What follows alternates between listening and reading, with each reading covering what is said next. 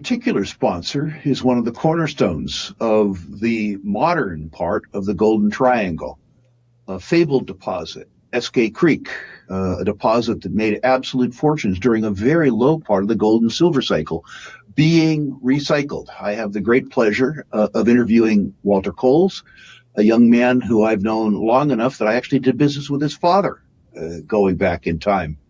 So, Walter, first of all, thank you for your sponsorship and support of the Golden Triangle Bootcamp.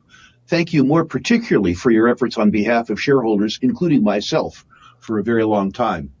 Give us an overview of the capital structure of Skeena. Tell us what it is, what the market capitalization is. Give us a sort of a financial snapshot so that we put the rest of the discussion in context. Yeah, it's pretty straightforward. The market cap today is 4.2 billion Canadian dollars. We don't have any debt outstanding. We did raise 200 million US in the form of a gold stream. We purposely did not impair the silver production that's going to come out of Eskay Creek in any way. We do expect to raise a few $100 million of debt after we receive our final permits. We currently have a senior secured debt facility, 350 million that we can access, but we've not touched a dollar of that.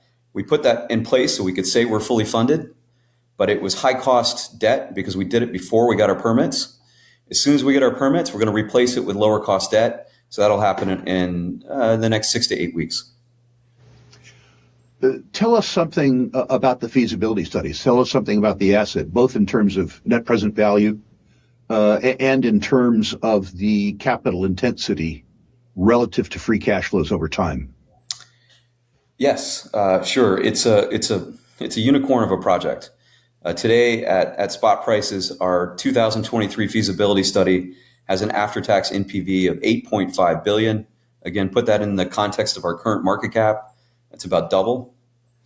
The after-tax IRR is 104%. The payback period is less than 6 months on the CapEx. CapEx is around 750 million today.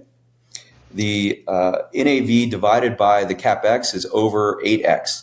Now, Rick, we've known each other for more than 2 decades at this point. I remember as a younger man hearing you describe what makes a great project stand out. I've never forgotten this. You said there are 3 things. A great project has an IRR of better than 33% after tax, a payback period of less than 3 years, and a 1.5 times capital intensity ratio. So again, you put that in context of Eskay today, it's truly, a unicorn.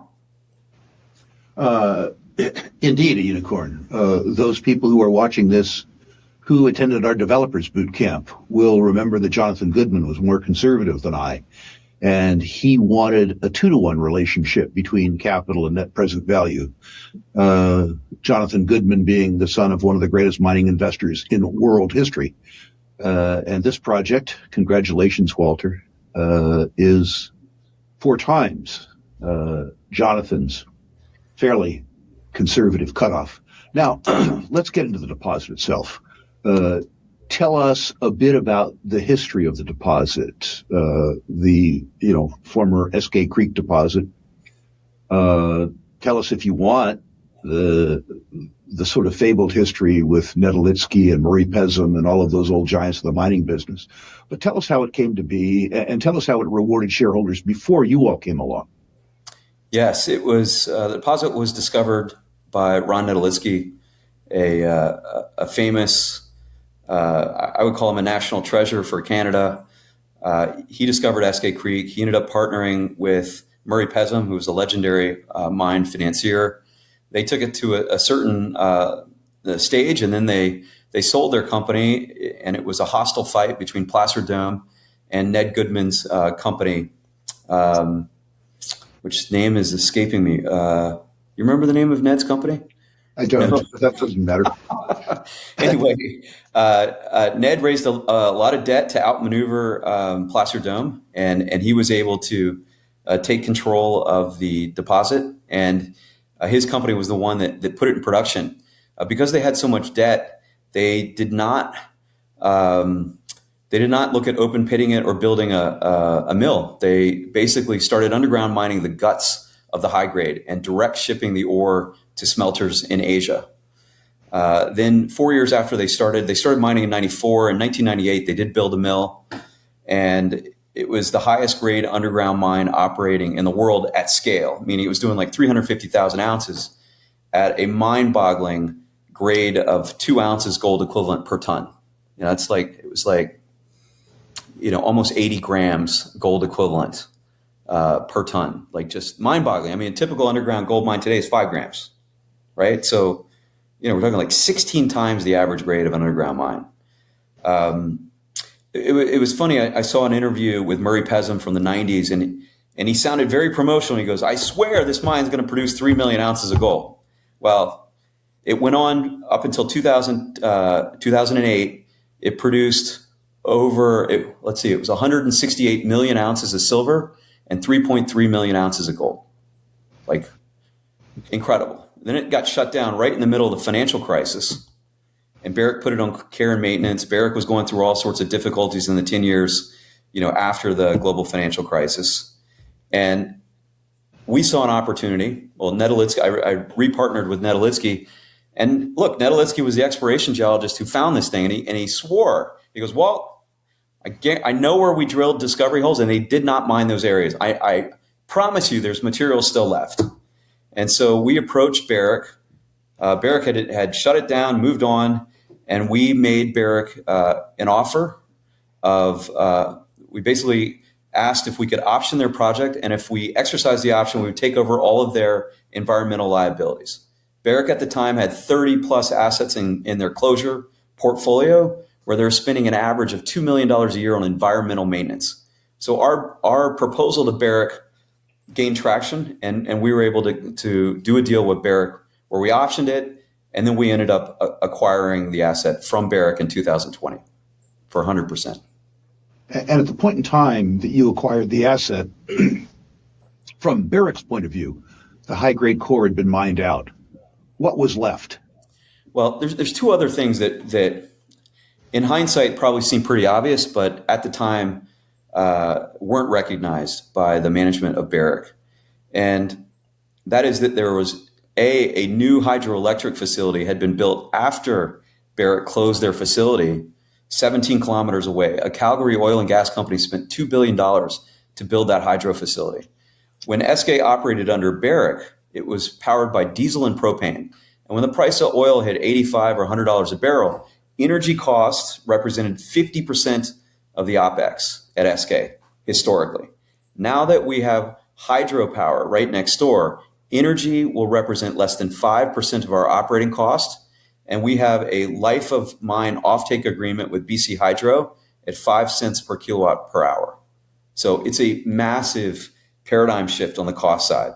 So Barrick has assets all over the world. They're smart people, but they weren't focused in this little valley of British Columbia. And that was one of the things that created an opportunity for us. The second one was that back in the 90s and the early 2000s, the NDP government was in power in British Columbia, and they were hostile to mining. It was considered difficult to impossible to permit an open pit mine in British Columbia. So at the time period that Eskay was coming online, it should have been an open pit, but because of the hostile regulatory regime, it was permitted and built as an underground mine.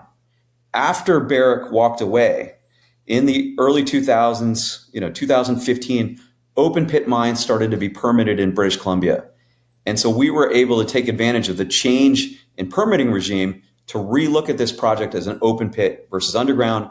And voila, there was a whole lot more material left that would be economic as an open pit that wasn't as an underground mine. So that's why the opportunity. Let's talk about the deposit now. It was, first of all, regarded as refractory. There was a suggestion that there would be capital constraints around processing that ore on site, and that there would be deleterious environmental aspects. Tell us how you re-engineered that. I thought that was absolutely brilliant at the time. Yeah, well, again, there's two, sort of major differences. The first is that the previous operators were mining an ultra high grade core, and the deleterious elements are correlated with grade. So they were mining 80-gram material. We're mining a grade that averages 3.5 grams per ton. So just by that ratio alone, we have a lot less deleterious elements to deal with than they did. Second thing is that the deleterious elements are in the mudstone area of the deposit, not in the rhyolite. They didn't mine any of the rhyolite historically. They only mined the mudstone because the rhyolite is much lower grade. It averages sort of 2 to 4 grams. Guess what's our average grade? Right in between that. 2/3 of the ore that we're mining is rhyolite. It has no deleterious elements. The mudstone portion that we're mining does have some deleterious elements. We encounter those in the first 3 years, and then the rest of the mine life is clean. The estimated penalties from those deleterious elements in our feasibility study were $78 million of estimated penalties. To put this in perspective, our free cash flow per year in the first 5 years at today's spot price after penalties is $1.5 billion a year after tax free cash flow. Our EBITDA per year in the first 5 years is 2.5 billion Canadian dollars per year. Can we handle $75 million of penalties? Yes. Particularly when obviating them would probably cost you $350 or $400 million. Look, I mean, we are working on studies right now to, be able to use something called the Albion process, which is it's kind of like an autoclave, but without the pressure and temperature, that would allow us to produce doré at site, and instead of having to ship 150,000 tons of concentrate a year to smelters, we could have incremental profitability. But that's for the future. So now let's put this in finer context for our participants. You will have one of the highest grade open pit mines on the planet. I think the median open pit gold mine in the world, median grade, is somewhere around a gram, a little lower than a gram. Tell us how your grade varies with that, remembering that we're not talking about an underground operation, but rather an open pit operation. Yeah, in the first 6 years, our grade is averaging between 5 and 6 grams per ton. And then the grade starts to come down. Look, we obviously targeted the higher grade material earlier in the mine life, for the quick payback. A dollar tomorrow is worth more than a dollar, a year from now. But over the life of mine, it averages 3.4 grams. Now, the feasibility study that we did, we published that in 2023. We'll be publishing an updated feasibility study later this year, probably in the November timeframe. And we're going to bring in more low-hanging fruit that's high grade.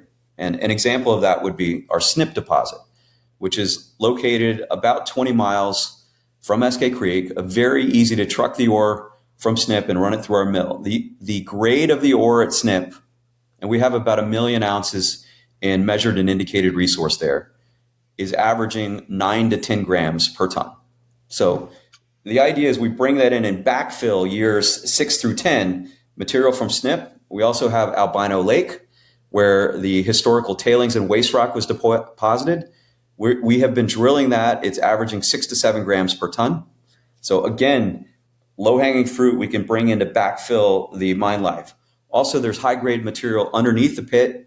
We didn't have time to do the geotechnical drilling, so we did very shallow pit slopes, which we will be able to steepen or increase the degree of steepness, make that pit go deeper, and we're going to grab more high-grade material underneath. When we add all those things together, we believe we can take that high-grade portion and extend it out from years 1 through 10 and take the mine life out to 15 years and increase the after-tax NPV and make the project even more of a trophy project than it already is. And one more time to have people understand the profound economics. Net present value, one more time. Today, without these upgrades? Without all the upgrades today, the net present value after tax is $8.5 billion. Great. People understand that net present value, an important part of that is present. The longer you delay it, the lower it goes. British Columbia is notoriously difficult jurisdiction to permit in. So tell me where we are with permitting. Tell me what stands between me and present. It has been such a long journey, the permitting process in British Columbia. It's problematic. It needs to be badly. It needs to be improved for the sake of the Western world, because British Columbia is so well endowed in copper and gold and silver and other metals. I'm happy to say we're on the 1 yard line. We expect to receive our final permits in the last week of January or the first week of February. So we're very, very close. We're targeting to have the mill turn on in April of 2027. Today, I'm happy to report that we took a big risk. It's calculated risk. We've built half the project already ahead of getting our final permits. So the project is today, I think it's 49% complete. So, as you mentioned, time value of money, we made a bet and took the risk to start building because of the strength of our relationship with the Tahltan First Nation. And that's going to allow us to be in production in 2027 versus 2029. And when you say that 49% of the mine construction is completed, how much money have you sunk into that type of works so far? Roughly. Yeah, in terms of exploration, 500 million. In terms of capex, probably 450 million. So when we're talking about a capital budget of just under $1 billion, the truth is that half that money's been spent already. Correct. You don't double count. Correct. People need to understand that when they look at the market capitalization of Skeena, they need to understand that half the capex of the NPV has already been spent. Correct. The other thing that I think is important to document, you've talked about a little bit. British Columbia could be a very challenging jurisdiction in terms of local politics, in terms of the relationship with the host indigenous First Nations. The recent Cowichan decision has cast a lot of doubt on title throughout British Columbia. I've had the good fortune myself of knowing the Tahltan bands since the original snip deposit in 1984. I've known that group of people now and done business with that group of people going back to Jerry Asp for 40 years. Tell us something about the nature of your relationship with the Tahltans and the fact that far from being adversaries, while they are your primary regulator, they're also literally partners. Talk to us about the impact benefit agreement and how the Tahltans are an integral part of your story. Yeah, I'd start by repeating something one of the past Tahltan presidents said to me. He said that the Tahltan are a mining nation.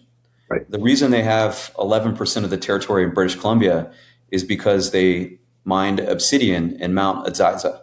And that obsidian is like a volcanic glass, and they use that to create formidable weapons, tomahawks, spears. So they were better armed than their rival groups up there as a consequence of their history in mining. So, bringing this forward to today, mining and being commercial is something that's ingrained in the Tahltan culture. And that's a great starting point as a company that comes into Tahltan territory and wants to partner with them. My view, when I take a step back and think about how we have, gone about developing this project, I basically ignored the federal government. I ignored the provincial government and focused entirely on the local communities that are closest to the Eskay Creek mine. And those are Tahltan communities. So for the last decade, the senior team, and not just the senior team, everyone within the Skeena organization has made the relationships with the Tahltan Nation and the individuals within the nation, a key priority to our company. And I think that's why we have been successful to this date, is because of the strength of those friendships. And I think it's important to note that on top of that net present value, which accrues to shareholders, a substantial part of the economic benefit of the mine accrues to the Tahltan Nation. Could you talk to the impact benefits agreements and what's in it for them? Yeah, sure. The Tahltan Nation recently voted on the impact benefit agreement. We finalized it ourselves, and the leadership of the Tahltan Nation presented it to their communities, and then they voted on it in mid-December. The agreement passed with a 77% vote in favor. To summarize the IBA, that stands for Impact Benefit Agreement, we're going to give approximately $500 million of value to the Tahltan Nation over the life of mine. That's an undiscounted value. And look, it's the biggest impact benefit agreement in terms of benefits they've ever had in their history. To me, when I look at the benefits to our shareholders, to have the certainty of their support, I felt like it was a fair bargain to strike with them. Now, that $500 million is a combination of royalty and shares. I very much wanted the Tahltan to have shares in the company because I wanted them to be sitting on the same side of the table as our shareholders, and that when we look at decisions and challenges that we might face in the years ahead, we would be doing that arm in arm. A couple of long-term friends of the Rural Classroom, Lobo Tigre and Pierre Lassonde, talk about the timeliness of resource investments. The Lassonde curve, of course, talks about the fact that pre-production companies sell at 30 or 40% of net present value. When companies are producing and they have certainty and optionality, they often trade at 125% of net present value. There's a pretty obvious lift. And Lobo Tigre has proven statistically that share price appreciation in the period of time between commencement of construction, after final permitting, after the financial shenanigans have completed, is perhaps the sweet spot in the Lassonde curve speculation. You're getting pretty close to there. You're selling at a fairly significant discount to net present value. You are, as you suggest, on the 1 yard line with regards to permitting. And as I understand it, effectively, your financing package is intact. Is that accurate? How would you say you are in terms of timeliness with regards to the Lassonde curve? Oh, I would say in the history of our company, when I think about risk, I think the major risks are behind us. And so I would agree with you, Rick, that this would be the sweet spot on, riding the wave, across out, if you think about it in surfing, just riding the wave into the sunset. I mean, that's when you look at risk or reward per unit of risk, I would say this is the best opportunity in the history of our company to buy shares. And assuming, Walter, that somebody is interested in learning more about Skeena, and I don't want to hear information at Skeena, by the way. I want you to name me a living, breathing human being and give me a contact where my students can learn more about Skeena. I'd be more than happy to provide you with the name of our investor relations specialist. His name is Adam Penk. His last name is spelled P-E-N-K. And I'm going to give you his direct telephone number and email. He can be reached at area code 778-835-4800. And his email is the letter A, and then his last name, P-E-N-K, at skeenagold.com. And if Adam can't answer your question, you tell Adam to get your contact information, and I'll call you with the answer of whatever information you need. Well, Walter, thank you for over a decade of hard work on behalf of shareholders. Thank you for the great success that you've engendered with the Tahltan First Nations, who are hosts of this broadcast too. And thank you for your participation in the Golden Triangle Bootcamp. It's been a pleasure doing business with you for a decade. I look forward to doing business with you until I shed my mortal coil. Thank you. Always enjoy our conversations, Rick. Thank you.